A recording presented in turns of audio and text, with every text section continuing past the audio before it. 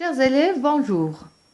Aujourd'hui, on va travailler la fiche de lecture de la boîte à merveilles de Ahmed Sfraoui. La fiche de lecture, comme vous l'avez étudiée en classe, c'est un ensemble des éléments ou bien d'informations concernant le roman ou bien une œuvre littéraire. Si vous êtes prêts, on commence. Premier élément de la fiche de lecture est le titre de l'œuvre. Le titre de l'œuvre, c'est La boîte à merveilles.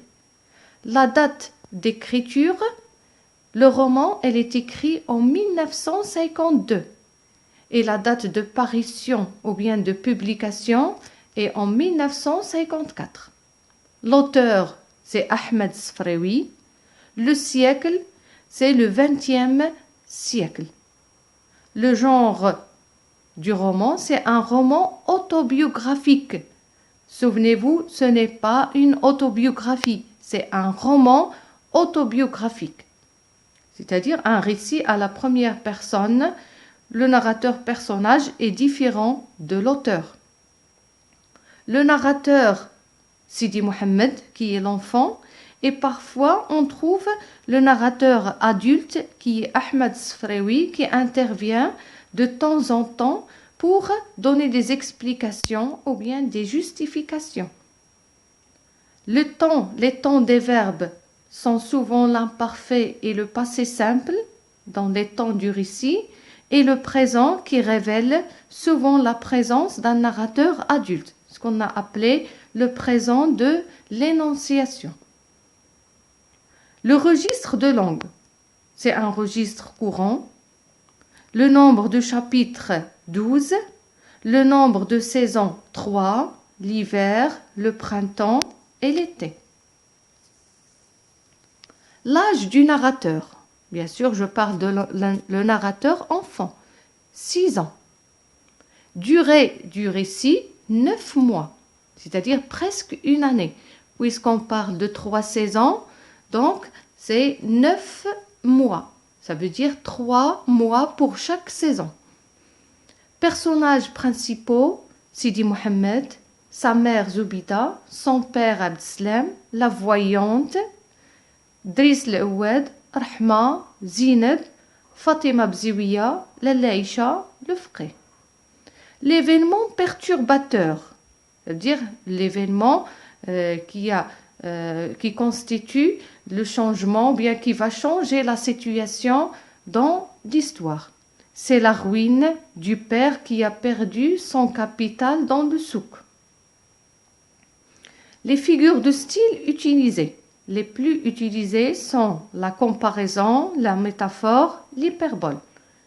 Le contenu de la boîte de Sidi Mohamed.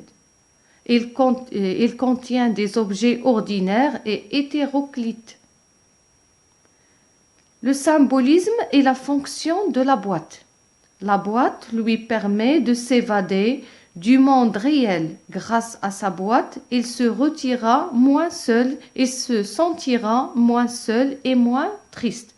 C'est son monde imaginaire, c'est le monde à travers lequel il se sent heureux. On peut même dire que la boîte à merveilles est l'ami de Sidi Mohamed. Les thèmes, la famille, la solitude, la superstition. Les lieux décrits ou fréquentés dans le roman. On trouve Dar Chouafa, le Msid, le bain mort, la maison de la Laïcha, la Qessaria, les ruelles, la Médina, la chambre de Rahma, le souk des bijoutiers, le mausolée, la maison de Sidi al-Arrafi. La ville du récit. Toute l'histoire se passe dans la vieille ville de Fès, ou bien l'ancien Médina de Fès. Le prénom du père et son métier.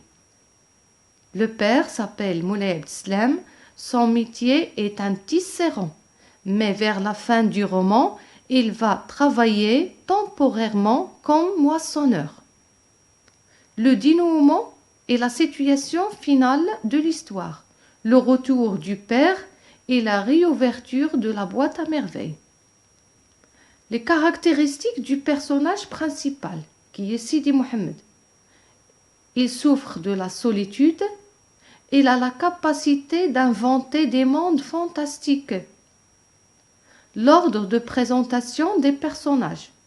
Ceux qui ont participé à nourrir le monde fantastique de l'enfant sont Kenza, la voyante, et Abdallah l'épicier.